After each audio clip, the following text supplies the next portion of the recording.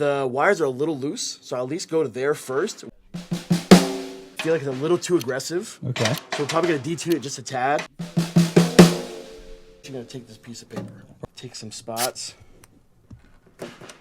really holding it down. Now sometimes wires don't seem to want to control themselves really well. So you actually, I tend to look at like this area here where the snare bed is. Yeah. And actually tighten that up, because then I'll allow the snare wires to really sit closely to the head. Going up now a little bit because I'm realizing with the tape on it, Yeah. it's a little bit too beefy. Yeah.